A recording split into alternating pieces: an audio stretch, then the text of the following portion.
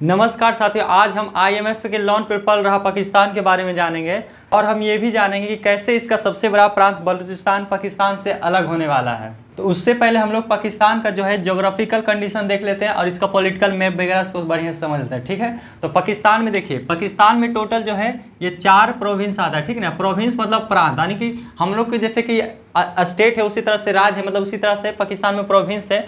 इसमें 4 टोटल प्रांत आता है, जिसमें से सबसे बड़ा प्रोविंस इसका है बलूचिस्तान, उसके बाद सिंध, उसके बाद ये पंजाब हो जाता है और फिर एक खैबर पख्तूनख्वा। ठीक है, और एक कैपिटल टेरिटरी है इसका इस्लामाबाद।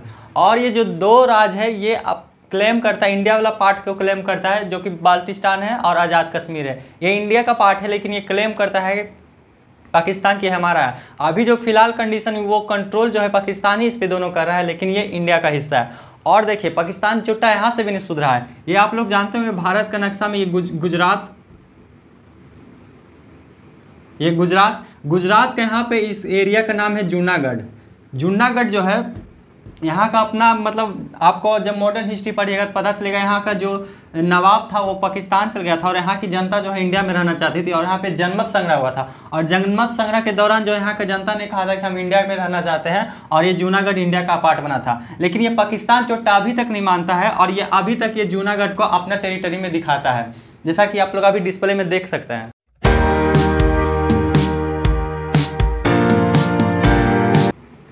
और भी कुछ इसके मेजर जगह के बारे में जानते हैं, जैसे कि आप लोग जाने हैं अभी सबसे बड़ा इसका राज्य हो गया बलूचिस्तान, फिर हो गया ये सिंध, फिर हो गया ये पंजाब। आधा पंजाब हम लोग के पास है। आज़ादी के मतलब जब विभाजन हो रहा था तो आधा पंजाब हम लोग के पास आया था और आधा पंजाब इसके पास आ गया था। वही आधा वाला पंजाब इसके पास है। और इधर एक राज्य है खैबर पख्तूनख्वा। ठीक है, देखिए, जब आप हिस्ट्री पढ़ रहे होंगे, प्राचीन इतिहास पढ़ रहे होंगे, तो हम आप लोग को पिछले वीडियो में पढ़ाए थे भी कि पूरा सिंधु घाटी सभ्यता के बारे में। तो सिंधु घाटी सभ्यता का भी यहाँ कुछ स्थल है, जैसे कि मोहनजोदारो हो गया, हड़प्पा हो गया। ये सभी के सभी स्थल जो है पाकिस्तान में पड़ता है। जैसे मोहनजोदारो पाकिस्तान के सिंध में पड़ता है और ये हड़प्पा पाकिस्तान के पंजाब में पड़ता है।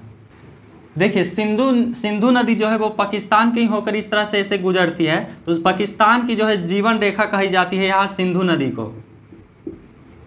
सिंधु नदी को जो है पाकिस्तान की जीवन रेखा इसलिए भी कही जाती है क्योंकि यही एक नदी है जो पूरा पाकिस्तान को पूरा इरिगेशन, मतलब जितना भी कृषि होता है इसी नदी के द्वारा होता है। और इसी नदी पे जो बसा हुआ था हड़प्पा और ये मोहनजोदारो वाला एरिया। अब इसके हम कुछ ज्योग्राफिकल कंडीशन भी देख लेते हैं, जैसे कि कौन कौन से यहाँ पे पहाड़ है, कैसा कुछ चीज़ है। ठीक है, तो देखिए, यहाँ पे एक पहाड़ पाकिस्तान का आ जाता है जिसका नाम है मकरान। यहाँ पे एक पहाड़ है जिसका नाम है मकरान और यहाँ पे एक पहाड़ है जिसका नाम है किरथर। मकरान, किरथर और फिर एक यहाँ पे पंजाब और ये बलूचिस्तान के बॉर्डर पर है सुलेमान की पहाड़ी। और एक यहाँ पे पाकिस्तान का नमक का भी पहाड़ी है। ये पाकिस्तान यही पहाड़ी से जो है काट काट के नमक बेचता है दुनिया को और काफ़ी ज़्यादा इसका जीडीपी में इसका योगदान है। और यही पाकिस्तान कहता है कि मेरा नमक जो है इंडिया खाता है। ये पगला चोटा की इतना भी पता नहीं है कि इंडिया को गुजरात में जो कच्छ का रन है उसमें नमक उगता है, महाराष्ट्र में नमक उगता है, तो इसका नमक की हमको क्या ज़रूरत है। और ये कहता है कि मेरा नमक खा के इंडिया नमक हराम बनता है, लेकिन ऐसा कुछ बात है नहीं, हम लोग के पास खुद नमक पैदा होता है। और भी देखिए, इसके कुछ इंपॉर्टेंट जो है बंदरगाह है उसके बारे में जानते हैं। देखिए, यहाँ पे एक बंदरगाह है ग्वादर बंदरगाह। ये ग्वादर बंदरगाह एशिया के सबसे गहरा बंदरगाह है। गहरा बंदरगाह होने का फायदा ये होता है कि वहाँ पे बहुत बड़ी बड़ी जहाजें आ सकती है। उससे क्या होता है कि मतलब बहरी जहाज से आने का फायदा क्या होता है, एक ही बार बहुत सारा जो माल को इंपोर्ट किया जा सकता है, एक्सपोर्ट किया जा सकता है। तो एशिया के सबसे गहरा जो बंदरगाह है वो पाकिस्तान का ग्वादर बंदरगाह है। उसके बाद इसका कराची बंदरगाह भी बहुत ज़्यादा डेवलप है और मतलब यहाँ से भी पाकिस्तान का बहुत ज़्यादा इकोनॉमिक बूस्ट करता है। ये ग्वादर बंदरगाह जो है ये आधा से ज़्यादा इसका कंट्रोल चाइना के पास है। आप जानते होंगे कि चाइना एक CPC सड़क बनाया जो चाइना इकोनॉमिक कॉरिडोर के नाम से जाना जाता है।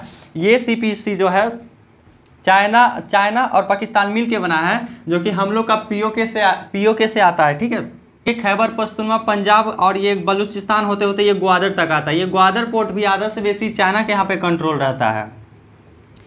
और इसका जो सिंध प्रांत है, सिंध प्रांत का राजधानी कराची है।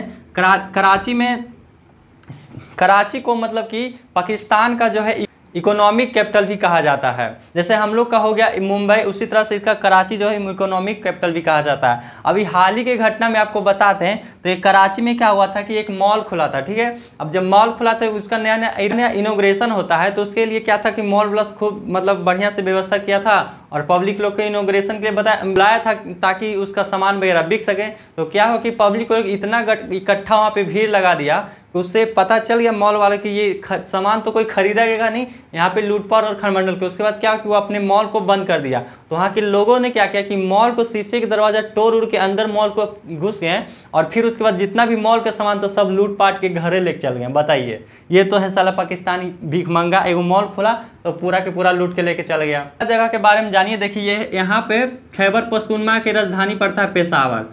पेशावर में क्या है कि पाकिस्तान जो है वहाँ पे बंदूक बनता है पूरा, मतलब कि जान लीजिए कि जैसे कि हम लोग के यहाँ कोई लोहार बनाता है कोई भी सामान, अगर खाने का बर्तन का कुछ भी होगा, उसी तरह से पेशावर जो है बंदूक के लिए फेमस है। वहाँ पे एक से एक बंदूक मिलता है, AK-47 पूरा राइफल पूरा यहाँ पे सब मिलता है। यहीं से सब हथियार वगैरह खरीद के आतंकवादी सब एक्टिविस्ट सब इंडिया में जाके भी हमला करते हैं।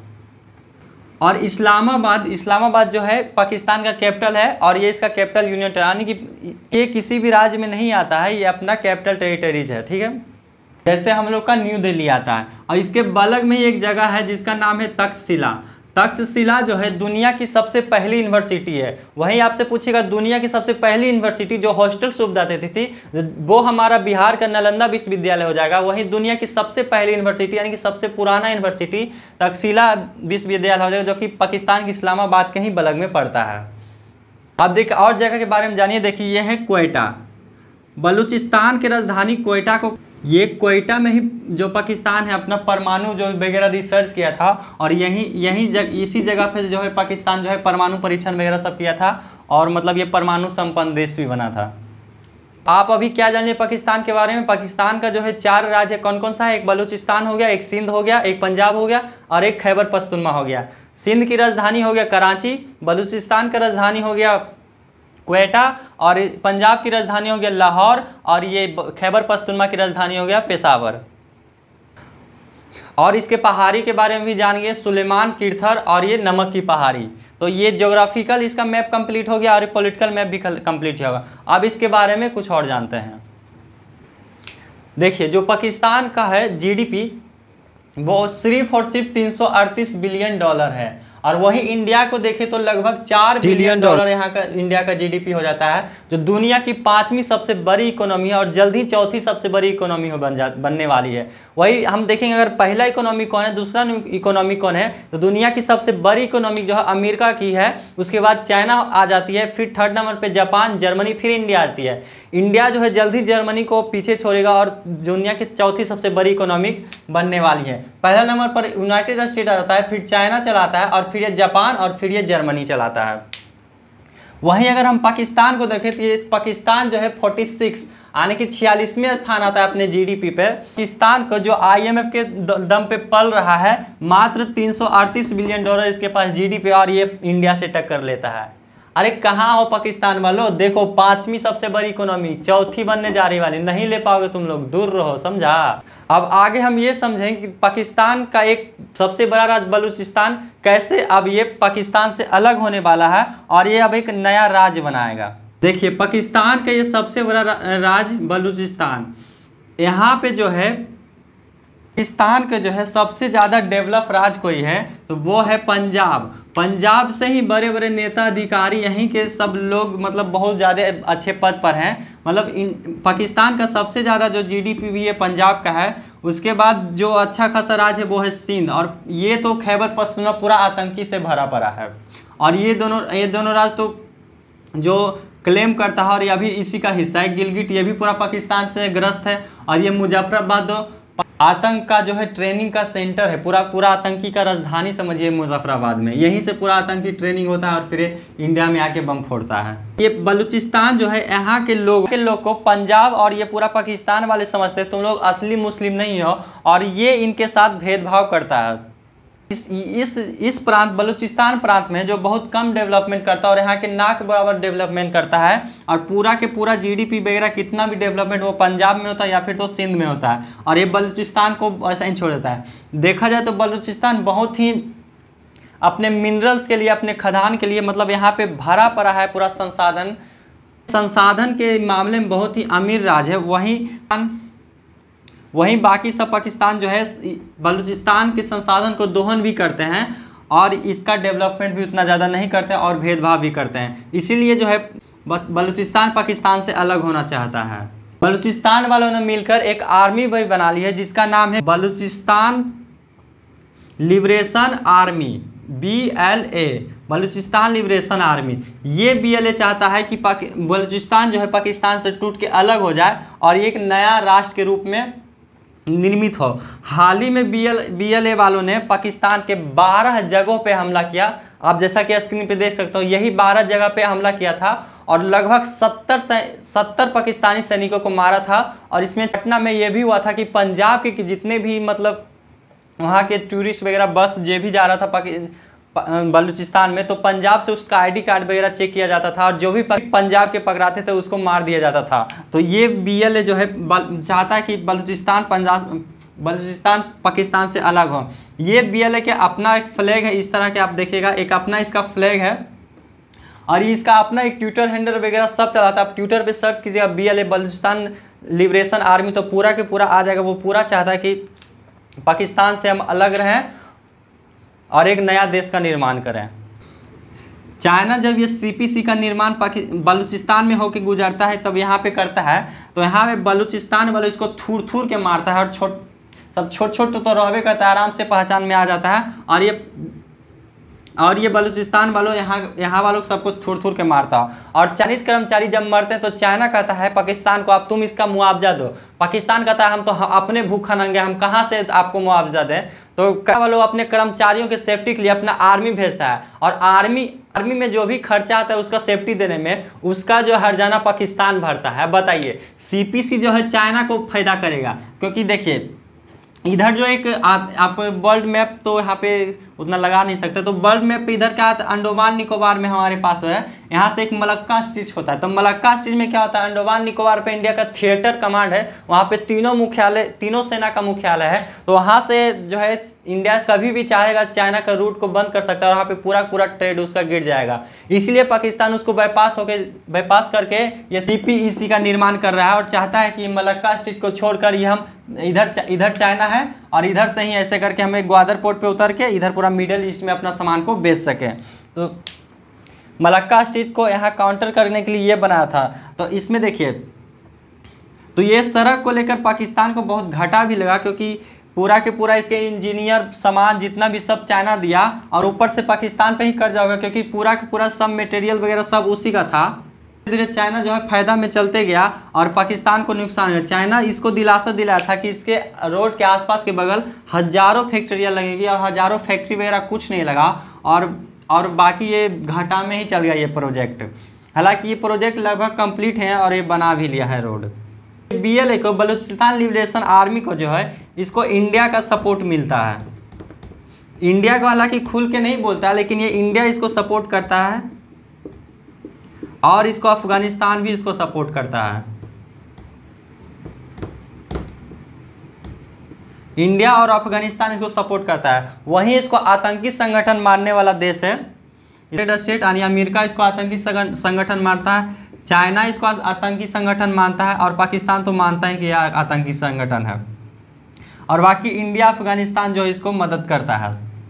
जिस तरह से बांग्लादेश पाकिस्तान में ही पहले था और वो टूट गया, वही भेदभाव के चक्कर में उसी तरह से फिर से दोबारा गलती का दोहरा रहा है ये पाकिस्तान, और ये बलूचिस्तान वालों से ये भेदभाव करता है, इसलिए बलूचिस्तान अलग होना चाहता है। एक बार लाल किला पे मोदी जी ने जब 15 अगस्त को भाषण दे रहे थे, तो बलूचिस्तान वालों के लिए मोदी जी ने कहा था कि बलूचिस्तान के लोगों पे आप अत्याचार को नहीं सहेगा भारत। तो बलूचिस्तान वालों को चुन को चाइनीजों को यहाँ से मारता है और पाकिस्तानियों को भी खदेड़ता है। जो पाकिस्तान का यहाँ पे पोस्ट था आर्मी का, उस पर जो है बलूचिस्तान लिबरेशन आर्मी ये लगभग 1 दिन तक अपना कब्जा रखा था और उस सबको खदेड़ के रखा था।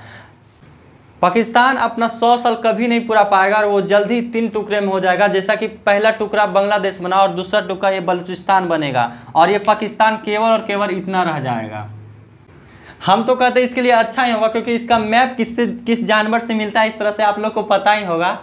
तो अगर ये बलूचिस्तान अगर अलग कर भी देता है पाकिस्तान, तो उसके लिए मैप में थोड़ा सा अच्छा हो जाएगा, क्योंकि उस जानवर की तरह से नहीं दिखेगा।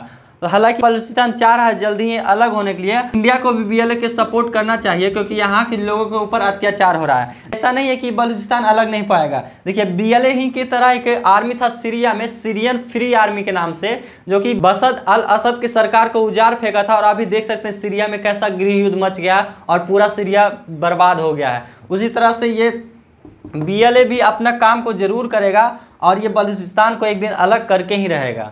बलूचिस्तान जब अपना देश बनाएगा तो उसका राजधानी फिर होगा क्वेटा, और फिर ऑटोमेटिक है कि इंडिया का रिलेशन इससे अच्छा रहेगा। और फिर इंडिया को हो सकता है फिर आगे चल के ग्वादर पोर्ट जो चाइना को अभी मिला हुआ वो इंडिया को मिल जाए, और फिर पाकिस्तान को आराम से काउंटर किया जा सकता है। एक बार बलूचिस्तान पाकिस्तान से गया तो फिर तो पाकिस्तान दुनिया के नक्शा पर से ही समझिए ख़त्म हो जाएगा। इस वीडियो में इतना ही। आपको पूरा पाकिस्तान के बारे में कैसा चल रहा है इसका आइडिया लग गया होगा। तो तब तक के लिए गुड बाय।